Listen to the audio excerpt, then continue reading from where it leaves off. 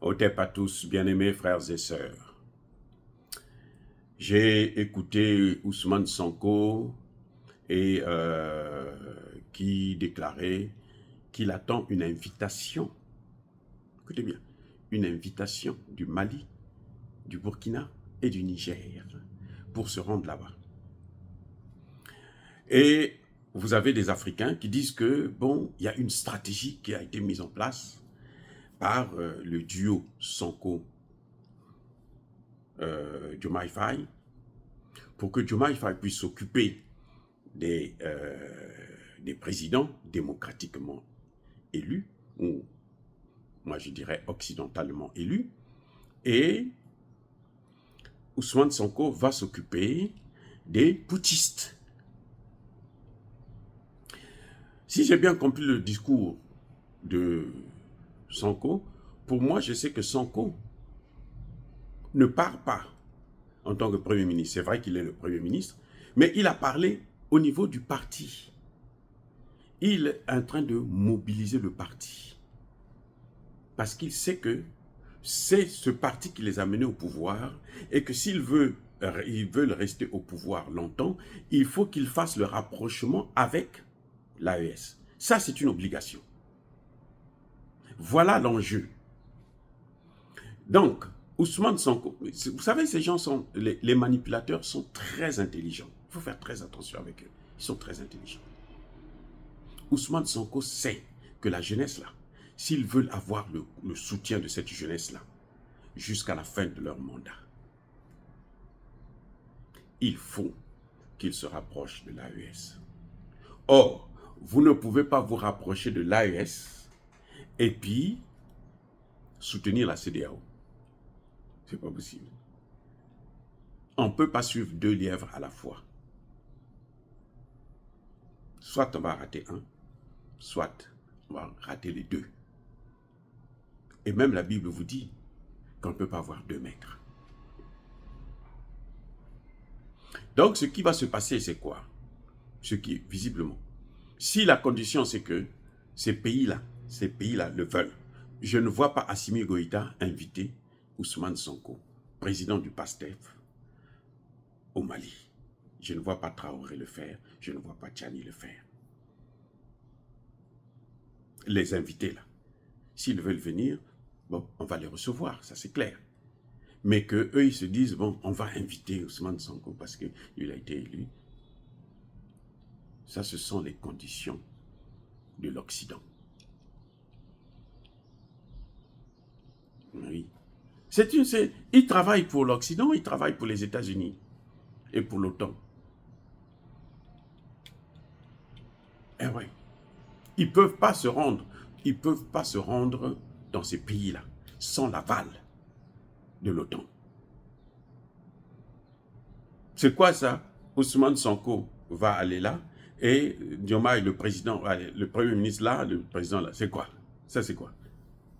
Ça c'est quoi ça? Depuis quand on a vu des choses comme ça? Et il y a des gens qui disent que c'est une stratégie qu'ils ont mis en œuvre. Mais c'est ridicule comme stratégie. Si c'est une stratégie, mais il n'y a pas plus ridicule que ça. Il n'y a pas plus ridicule que ça. La stratégie pour moi, c'est le fait qu'il faut tout faire pour garder cette jeunesse-là mobilisée autour d'eux. Ils ont besoin de cette jeunesse-là parce que s'ils perdent la jeunesse, ils vont perdre aussi le pouvoir. Donc, comment faire pour garder cette jeunesse-là avec nous aussi longtemps possible?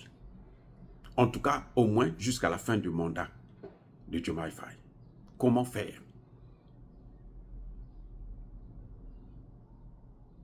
Et quand Ousmane Sonko vient parler au parti, à la jeunesse, pour leur dire que non, nous, on va partir, il est en train de mobiliser cette jeunesse-là. D'abord pour lui-même. Parce qu'il sait que Diomaye Faye va échouer. Ousmane Sonko sait que Diomaye Faye va échouer. Et Ousmane Sonko va œuvrer pour que Diomaye Faye échoue afin que lui puisse le remplacer. Pour le remplacer, il faut qu'il ait la jeunesse avec lui. Il faut qu'on montre que, mais Diomaye Faye là, lui, Ce n'était pas notre vrai candidat. Donc c'est normal qu'il échoue.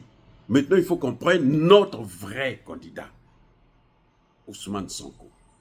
Voilà ce qui est en train de se passer là. C'est un travail, c'est-à-dire que c'est une manipulation de haut niveau. Ça, c'est pas le bas de classe là. Ça, c'est le haut de gamme. C'est tellement pernicieux, tellement subtil, que si vous ne faites pas attention, vous ne pouvez rien comprendre, vous êtes perdu. Il y a même de fortes chances que Ousmane Sonko puisse faire un coup d'État contre Diomaye Faye. Là où il est là, il n'est pas content. Il est Premier ministre, il n'est pas content. Ah, écoutez, regardez, suivez-le bien. Regardez son corps quand il parle. Regardez, suivez. C'est-à-dire que n'écoutez pas ce qu'il dit. Regardez ses gestes, ses mouvements. Vous allez comprendre qu'il est prêt à faire un coup d'État pour enlever Diomaye Faye et prendre la place. Parce que c'est sa place à lui. C'est lui qui est allé, qui a signé des accords avec les Américains. Ce n'est pas Diomaye Faye. Diomaye Faye, on est en train de l'entraîner. On est en train de le manipuler.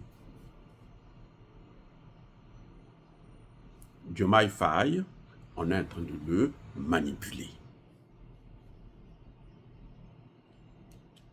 On lui impose un certain nombre de choses. Diomaye Faye que vous voyez là. Il n'a pas les mains libres. C'est en fait Sonko qui gouverne. C'est Sonko qui a l'agenda qu'ils doivent mettre en place. Ousmane Sonko. Donc quand il va mobiliser, ce n'est pas une stratégie. Toi tu vas là-bas et moi je vais... Non. Parce qu'il n'y a pas deux présidents, il y a un président. Et c'est le président qui est le responsable de la politique étrangère. Attendez, écoutez bien. Le président est le responsable de la politique étrangère d'un pays. Il y a un ministre des Affaires étrangères qui répond à un premier ministre, mais en fait, le vrai ministre des Affaires étrangères, c'est le président lui-même. Toutes les grandes décisions concernant les affaires étrangères, c'est le président, ce n'est pas le premier ministre. Si c'est lui qui va s'occuper, le premier ministre qui va s'occuper de l'AES, alors il y a deux présidents. Il y a deux présidents. Mais les Sénégalais n'ont pas élu deux présidents. La réalité, c'est ça. Ne me dites pas que les Sénégalais ont voté deux présidents. Non, ils ont voté un président, c'est Diomaye Faye. Si Diomaye Faye va avoir, comment vous appelez, Alassane Ouattara, il est démocratiquement élu. Hein? Il y a un démocratiquement élu au Niger qui avait vendu le Niger, carrément. Si Diomaye Faye va voir, comment dirais-je, Alassane Ouattara, c'est à Diomaye Faye aussi de se rapprocher avec l'AES. Ce n'est pas à Sonko de le faire. Si Sonko va aujourd'hui, en tant que parti politique, président du PASTEF, je ne vois pas pourquoi Assimi Goïta ou Traoré, Tchani ou leurs premiers ministres vont le recevoir. Je ne vois pas pourquoi. Sauf s'ils n'ont rien à faire. Hein. S'ils veulent se distraire, bon, c'est un frère, c'est un cadet, bon, on va le recevoir. Mais sinon, je vois, moi personnellement, je n'ai pas le temps pour ça. Je n'aurai pas le temps pour ça. S'il part en tant que Premier ministre, Assimi Goïta, Traoré, Tchani, ne sont pas obligés de le recevoir.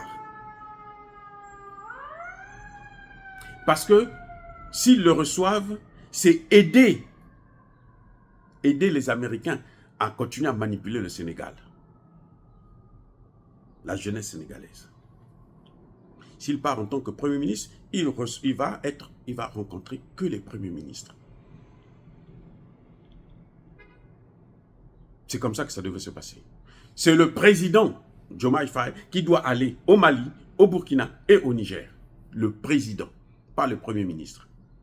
Si c'est le Premier ministre, les présidents n'ont pas à le recevoir. S'ils le reçoivent, ils sont en complicité, ils sont en train de l'aider à manipuler cette jeunesse sénégalaise. C'est ça ce qui apparaît. Politiquement parlant, ça c'est mon analyse. Pensez comme vous voulez, bien sûr. Mais voilà comment je pense. Et ça, ce n'est pas une stratégie. C'est quoi, c'est ça, deux poids, deux mesures? Un traitement pour les soi-disant démocratiquement élus, alors que nous savons très bien que les démocratiquement élus, là, ils ne sont pas élus démocratiquement. Ce sont des France-Africains. Ce sont ceux des va-t-en-guerre. Et un traitement pour les souverainistes. Et vous voulez que les dirigeants souverainistes puissent perdre leur temps à recevoir des gens qui sont en train de sacrifier le Sénégal, mais ils seront des complices. Ils seront des complices. Et ce qui est pire, c'est que lorsque j'ai écouté Sonko en parler, il le parle dans le cadre du parti et il demande que ce soit l'initiative de ces pays. C'est comme s'il se prenait pour je ne sais pas qui. Il est même plus que le président. Mais ce type va faire un coup d'État. Il faut faire attention. Eh oui. On risque d'avoir le phénomène du Tchad où le président et le premier ministre sont candidats. On risque d'avoir ça au Sénégal. Parce que j'espère que Diomaye Faye ne se fera pas avoir. Il ne va pas boire le vin jusqu'à la lie. Et j'espère qu'il va se réveiller très tôt, avant qu'il ne soit trop tard. Parce qu'on va le faire couler. Il peut avoir de bonnes idées, mais on va le faire couler. Vous voyez comment on l'a fait couler là? On l'amène en Mauritanie, on l'amène en Côte d'Ivoire, il va délirer en Côte d'Ivoire. Il a carrément déliré hein, en Côte d'Ivoire. C'est un délire complet. Il s'est moqué des Ivoiriens et des Sénégalais en même temps. Et de l'Afrique. Diomaye Faye. Il s'est moqué des Ivoiriens et des Sénégalais et de l'Afrique. Ça ne peut pas continuer comme ça. Ça suffit. Oh, bien-aimés frères et sœurs, encore une fois de plus, soyez bénis, abondamment bénis par le Dieu de Kémit et par nos ancêtres angélisés. Mais que tous ceux qui persécutent le continent africain le pillent et le déstabilisent, qu'ils soient noirs, blancs, chinois, arabes, indiens, juifs, qui qu'ils soient punis, maudits, foudroyés, neutralisés, écrasés, effacés par le Dieu de Kémit et par nos ancêtres angélisés. Vive l'Afrique éternelle!